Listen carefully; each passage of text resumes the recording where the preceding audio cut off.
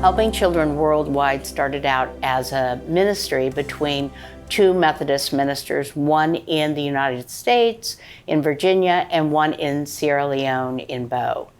And it started out because of the 11-year Civil War. In fact, they were in the last 2 years of the Civil War, and there were a lot of children living on the streets in Bo.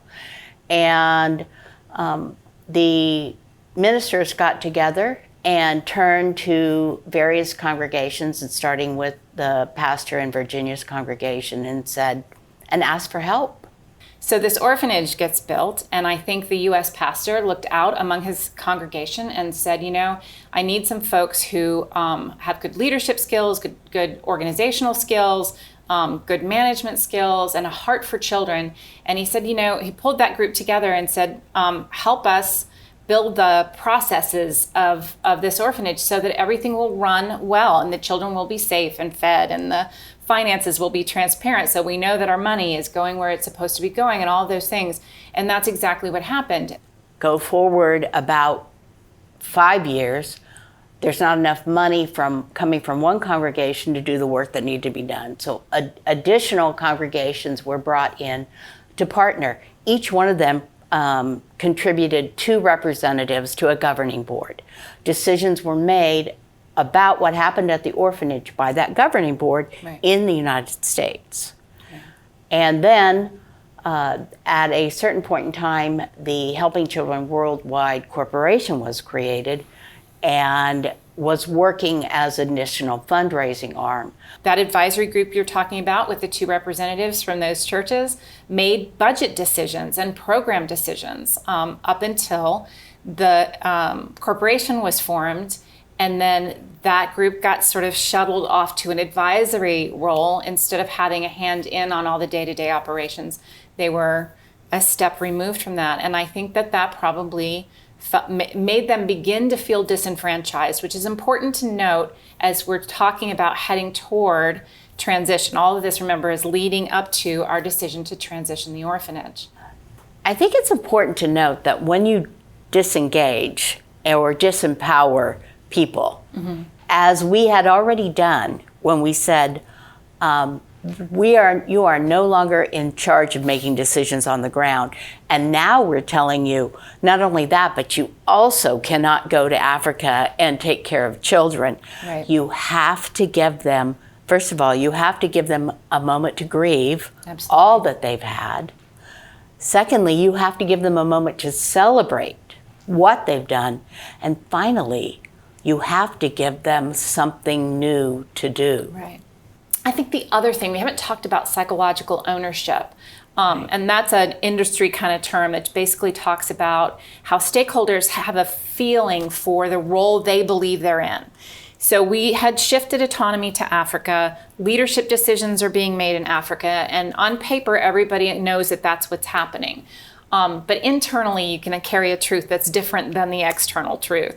And so I think we had stakeholders who really believed that because they were there when it started and they had a hand in building it, that they deserved to be consulted and they deserved to have their input factored into the decision-making process of whether to transition and how to transition and what comes next.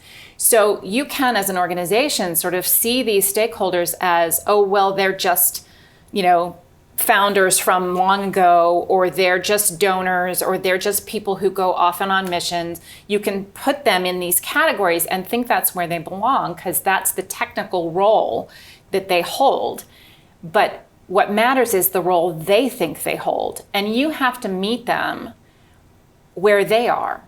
So if you have a stakeholder who believes that they have decision-making authority, you need to treat them as if they are a stakeholder who has decision-making authority and find ways for them to have input into decisions. Let's be candid. We all know that there are opportunities that stakeholders who feel very invested in the orphanage that they helped to create and support and nurture for 15 years have the capacity to knowingly or unknowingly sabotage that transition. And we didn't want that to happen. And you could do one of two things. I think the instinctive thing that organizations and people do would be to sort of identify the potential saboteur and figure out ways to wall them off and hold them at arm's length, not let them get close to the decisions that are being made around transition.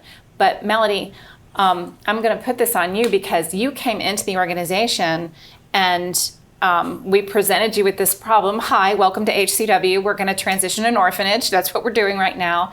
And what do we do about these stakeholders who might potentially sabotage our efforts? I said, let's pull them closer. Let's not push them away. Yeah. Let's invite them into the room with us to have the discussion about how to do this. And let's make them the message bearers for the rest of the community. And so we brought them together and we presented the problem. We're transitioning. We're sending the children home. And we want you to help us talk about why we're doing this and why it's important. So these stakeholders actually developed the 5-minute elevator speech. They developed the PowerPoint presentation that HCW then took out to subsequent stakeholders. And it gave them a role. It gave them a very important role in getting the word out and advocating for children in this way. But we didn't stop there. Something has to happen. You're going to transition the orphanage, and our board got, I think a little bit excited because they were like, oh, good, the children are all going home and we can not support this expensive, facility anymore. And we said, no. Actually, we're going to do more with this facility. And so we convened a group of these stakeholders on both sides of the ocean. So it was equally made up of Sierra Leoneans and Americans, to come up with, I think, almost 20 different ideas of what the CRC could be without being an orphanage. So we would just encourage you to pull those stakeholders, even those ones that you're afraid might sabotage you because they just don't get it. We would encourage you to pull them closer, try to meet them where they are, find a way to walk alongside them in this journey toward transformation.